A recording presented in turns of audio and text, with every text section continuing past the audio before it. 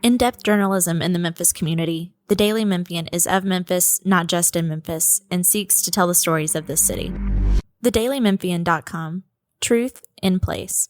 Production funding for Behind the Headlines is made possible in part by the WKNO Production Fund, the WKNO Endowment Fund, and by viewers like you. Thank you. The role of public health in Memphis and around the world tonight on Behind the Headlines.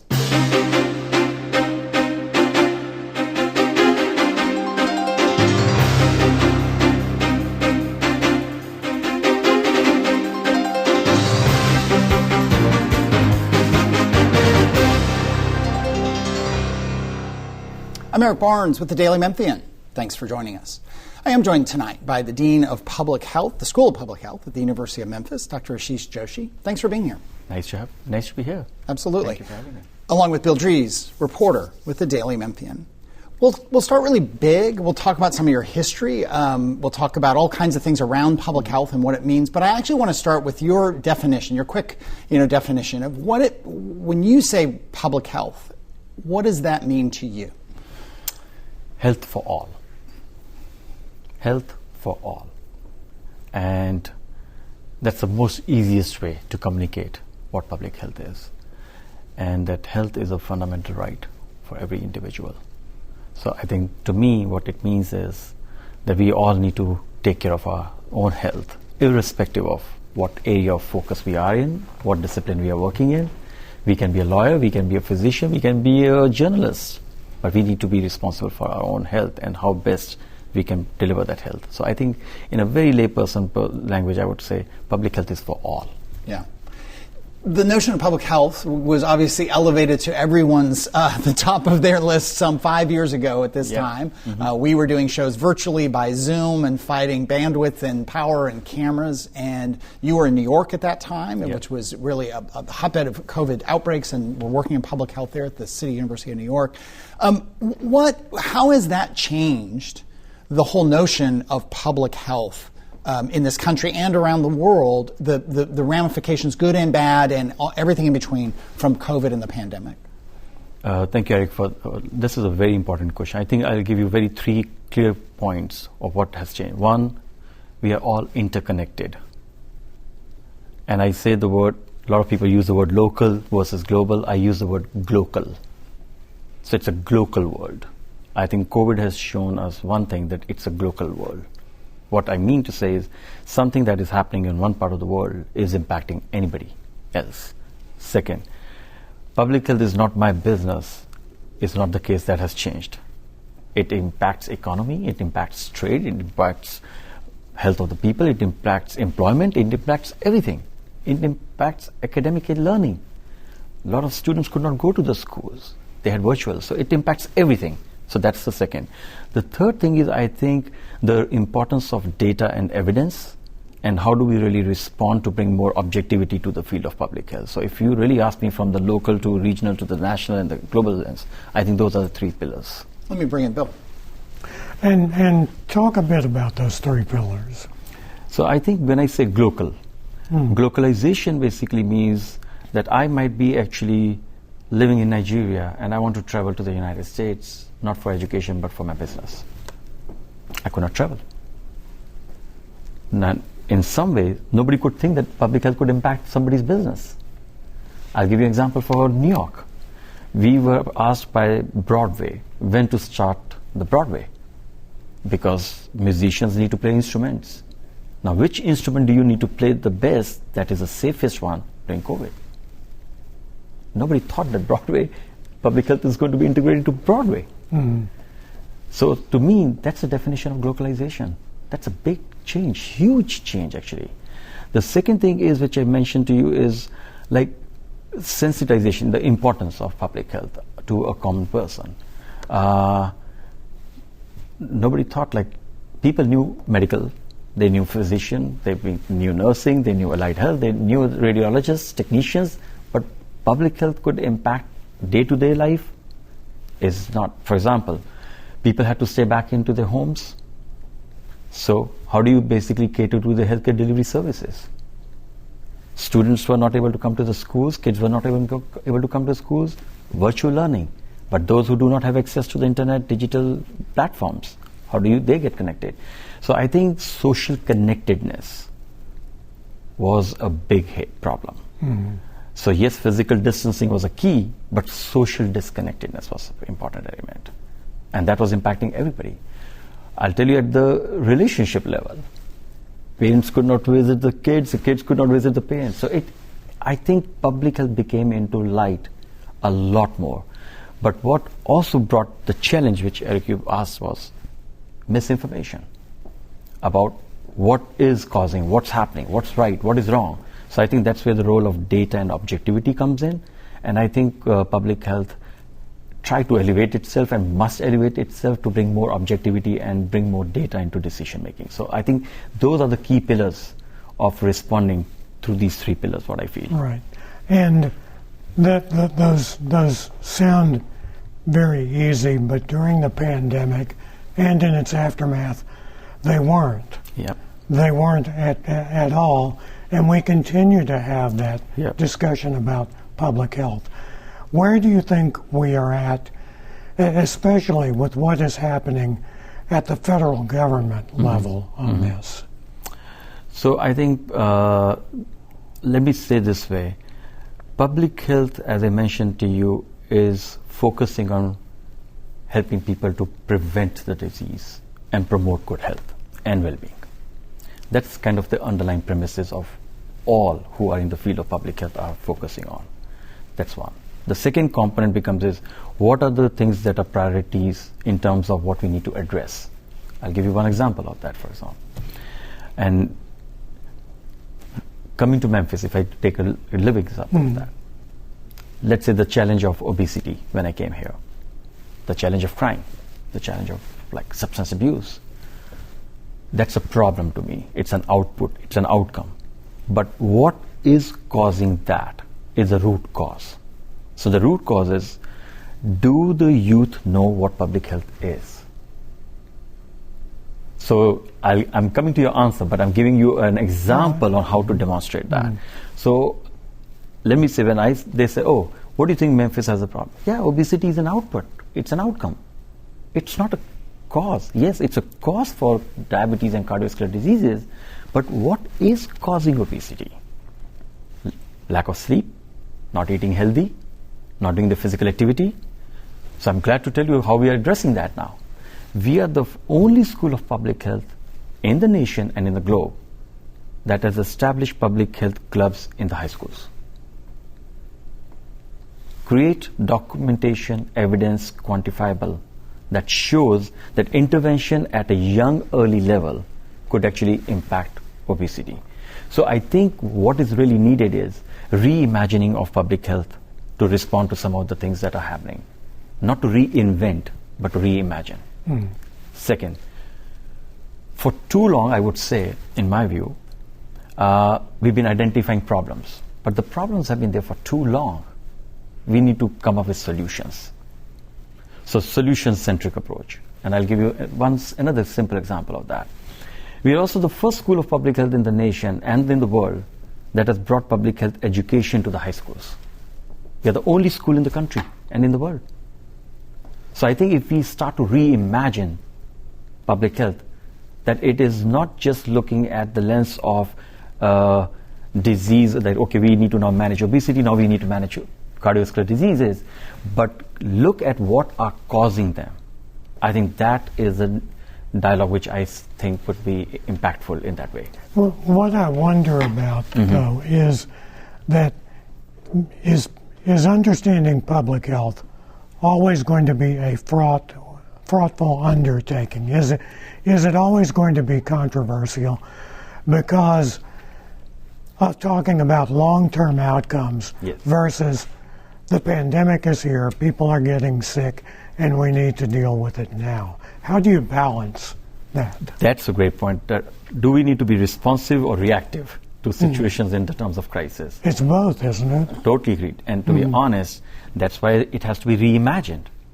We can't just do the things the way we've been doing for too long. And it also comes as an accountability on us as public health professionals and practitioners. So that's why I'm saying, I could have come here and said, yeah, obesity is a problem. Let's figure it out. but now let's figure out a solution. So I think we need to little bit shift that we are not just reacting to the situations of crisis, but we are also trying to avert the crisis. So I would say that it's not that one is going to be against another. I think it's going to be one with another, but it has to work together in sync. Can this be balanced and managed? It has to be balanced. That means we need to train the workforce on how to respond to these things. We have to be more, not just preemptive, but also proactive about some of the things. So that's how I see that. I describe our school as more innovative and entrepreneurial school, which is looking to find solutions to the problem rather than just looking at the problems from the lens that have been looked for too many years. As we record this a week ago, and it had to hold a week because of my schedule, so I appreciate you being here. I think the morning that we record this, the CDC director and the federal government are in a fight trying to be fired. I don't know how that's going to play out. I'm not going to ask you to comment on the politics of this, but do you worry that one of the outcomes of COVID and changes in leadership at the top is vaccine skepticism? There have been measles outbreaks in various communities in the country. And where, in your mind, does vaccine skepticism come from? I mean, it seems pretty clear the science is pretty overwhelming, the benefits of measles vaccines, of the COVID vaccine, of all these things. The science, you talk about data, pretty overwhelming, but the skepticism is not insignificant. Love the question. It's not the data, it's the communicating the data. It's a communication. How do you communicate the data into a meaningful way that is understandable to a layperson? I can't go and explain science to the layperson. I have to translate the science into practice to make it understandable. So yes, we are, and that's where the health literacy comes into the play. It's not about just being educated, it's about being health literate. I can give you an example. Most of us know that if we do physical activity, we are going to be healthy, right? But how many of us do that? There's sufficient data to support that. But people still don't do it. So there's a difference between being informed and there's a difference between being literate on the issues that matter to the individuals.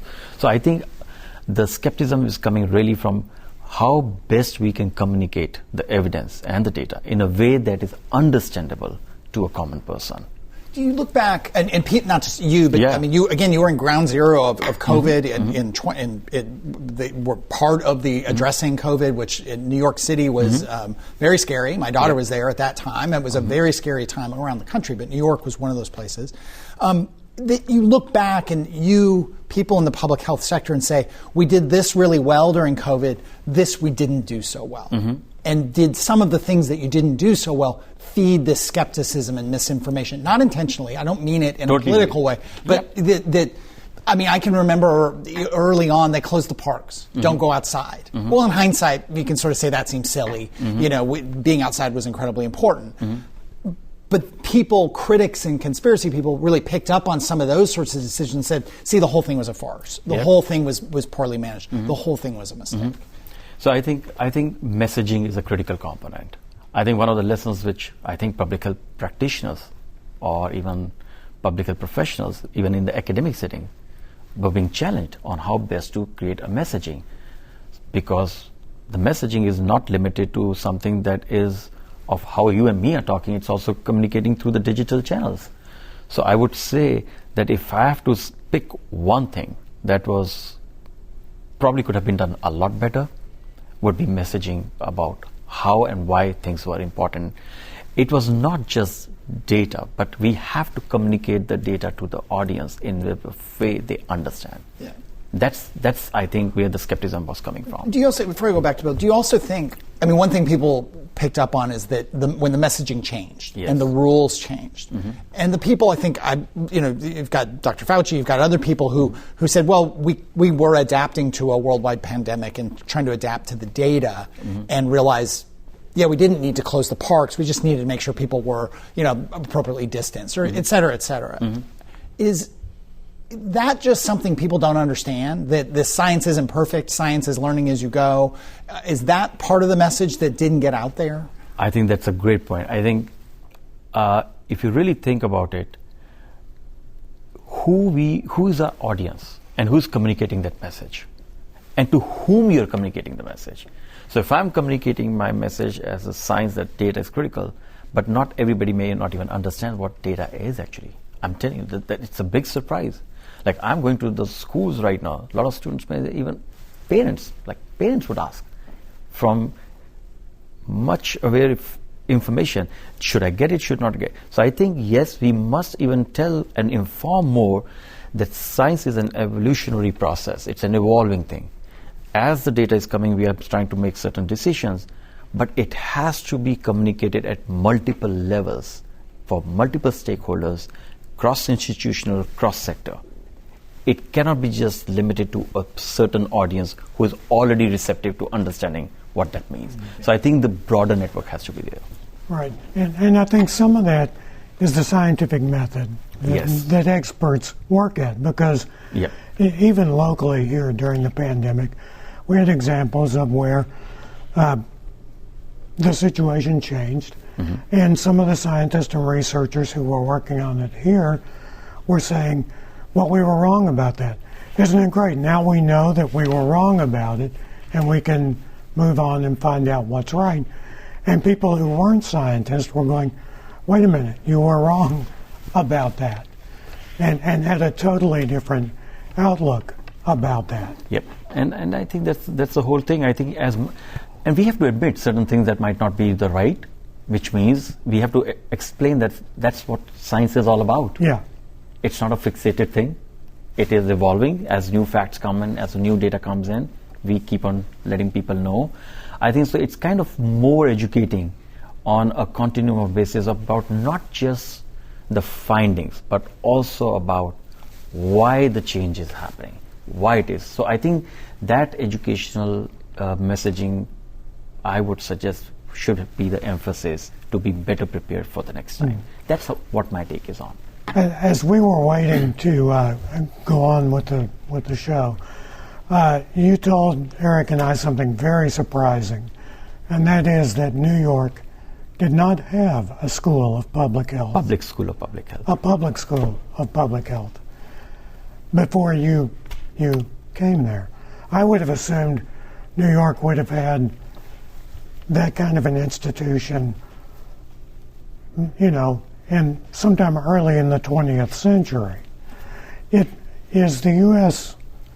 slower in the uptake on this than other nations are? Or are we about where other places are? No, I think, a lot of people look at the U.S. as a best evidence-based approach, the best practices that come out of it.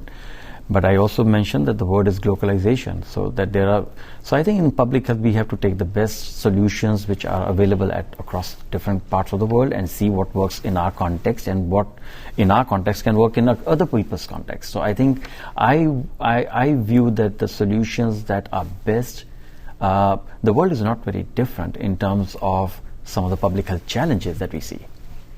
So if you really look from the public health lens, whether it's a problem of substance abuse happening here, or it's a problem of crime which is happening, or it's a problem of food insecurity that is there, or obesity or diabetes, hypertension. It's a problem which is worldwide. But some things that might be very applicable to our context could be easily replicable and reproducible to the other parts of the world. Something that is going better there, how do you bring that over here? I think that's where the intersectionality of local to global comes in. So I would say that there are plus and things to be learned about to make them better.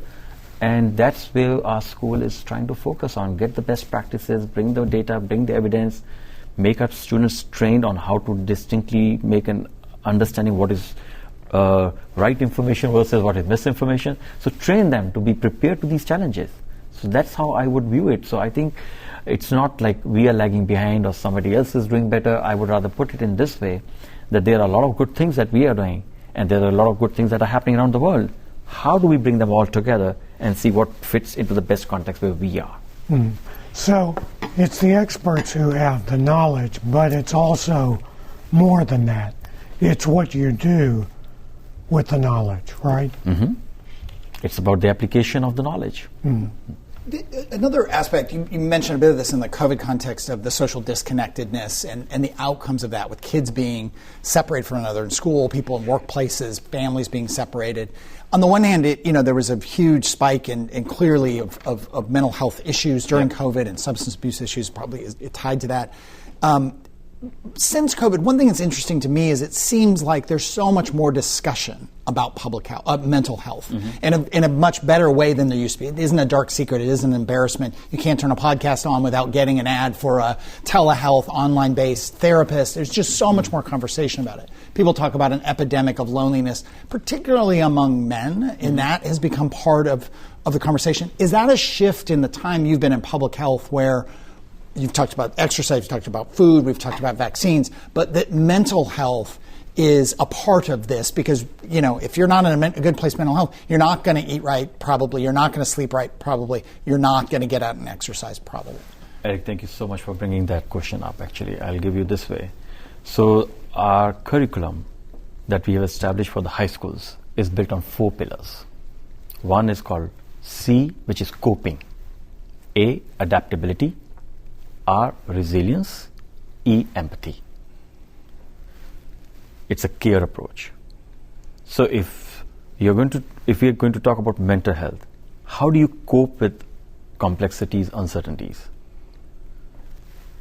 A, adaptability. How do you adapt to the situations that you are not prepared for? How can you be resilient, and how can you be more understanding on how to respond and cope? The reason is, yes, mental health and well-being has been a big, big problem. And I would say that got more triggered with COVID. But it was there. It was there. Yeah. It was there. It was almost, I don't want to say it was a good thing, but it was almost like we talked about it a whole lot more. It's more evident. Because it was so prevalent. And it became more evident, and there was more emphasis, more focus, more talking about it. But as I said to you, in public health, our focus cannot be just on how to just manage mental health, but also to look at what is actually causing that. So I think what we are really focused, think of a way. I can be a student in a school. I am going to my high school.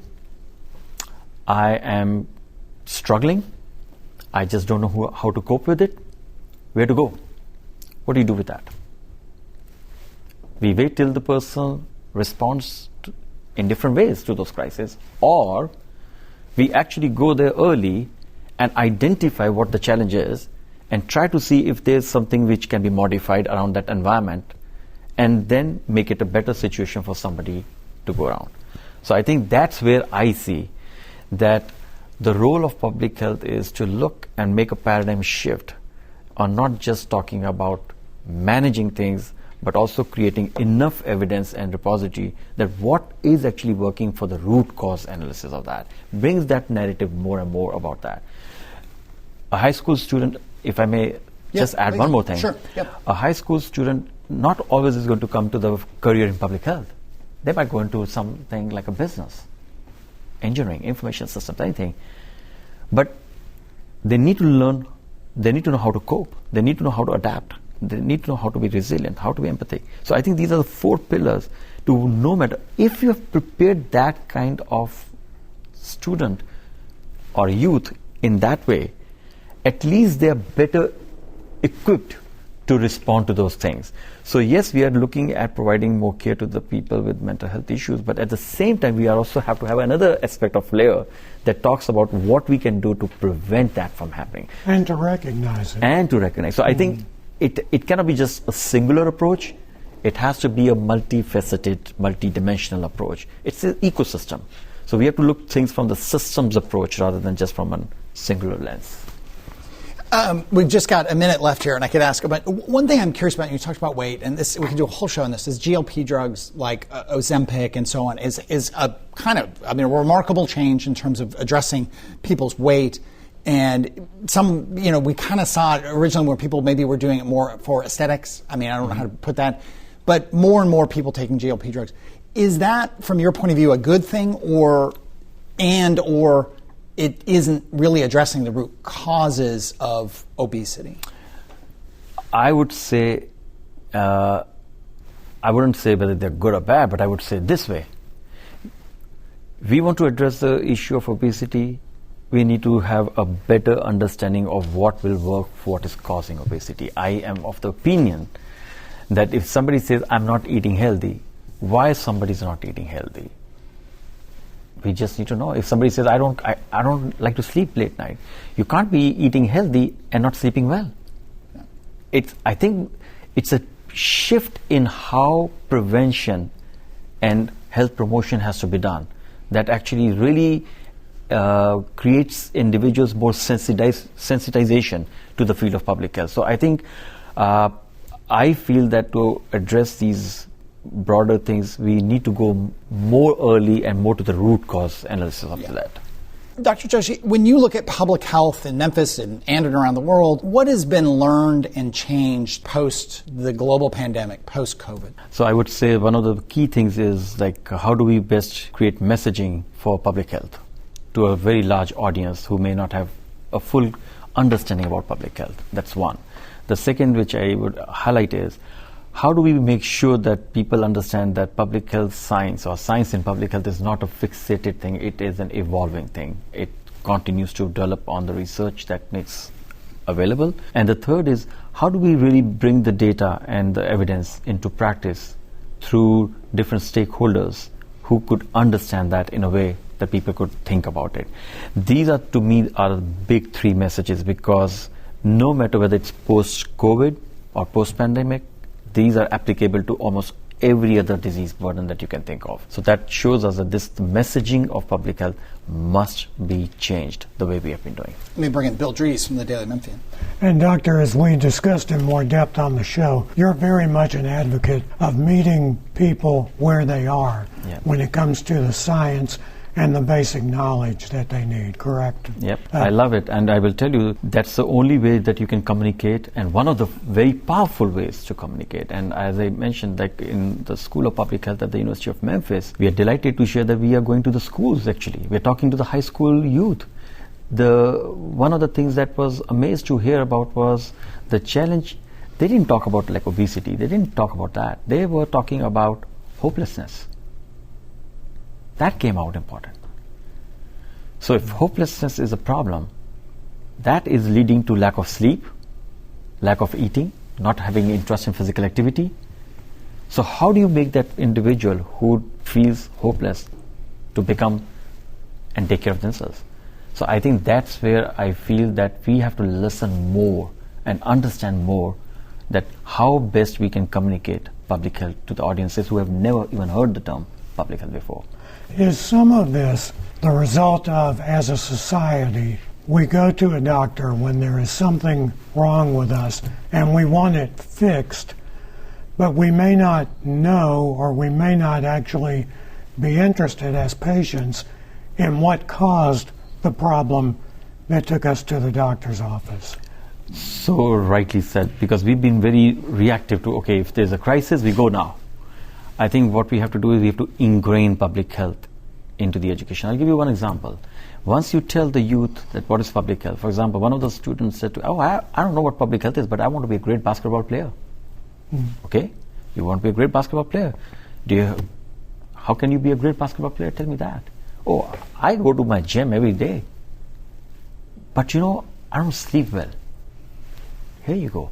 Not sleeping well is also public health. Now, how often do you eat the food that is really required for you to be able to have the physical strength to be a great player? It was interesting to see those responses. So when you're having a conversation like that, what you're doing is you're not just educating, you're also sensitizing them about the importance of public health, not at an individual level, but at a family level. The same youth said, I can go back and talk to my grandmom that she needs to take her medications every single day, otherwise she's going to get sick. So it's kind of a way of creating a messaging at multiple levels through the various channels that are critical for helping the youth to better understand about their take care. So I think I strongly believe that that's a one way to really approach for a futuristic way of not waiting for the crisis to happen, but to intervene at an early age. As we record this, it's a week earlier than when it aired, and the CDC director is possibly being fired. We have a head of Department of Health and Human Services whose political career has been very much based around vaccine skepticism and other issues. I don't want to ask you to comment on politics and so on. That's not your place, but for you, has anything changed in the last 7-8 months in how you run the School of Public Health and how you approach these issues? I think I would say that we have 5 pillars on how we are running the School of Public Health. That's called CARES. A community-engaged School of Public Health, as I mentioned to you, go to the people where the people are. Anchor, which means we are grounded in the communities that we can communicate to different stakeholders beyond just health sector. That is very important. Research, everybody does research, but our motto is research-based solutions. Yeah. We are not just focusing on research, but research-based solutions. And E is entrepreneurial and innovative. Entrepreneurial and innovative means, can we be creative in creating solutions if some things have not been worked for too long? That probably could be the reason for skepticism. And the last thing is student-centeredness. How do we engage the students into this process of making them a publication and not to catch you, but we're living on time. Yeah. That hasn't changed since the new administration comes in. We are continuing to do what we are doing in terms of our advocacy for public health. That is all the time we have this week, but we appreciate you being here for a thoughtful conversation. Thank you, Bill, as well. But again, that is all the time we have this week. Last week we had a show. If you missed any recent shows, we had a roundtable discussion about all kinds of things going on in the city. You can get that at WKNO.org or on Daily Memphian or YouTube. Also past shows on MLGW, early childhood education, Memphis Shelby County Schools, and so on. But thanks very much, and we will see you next week.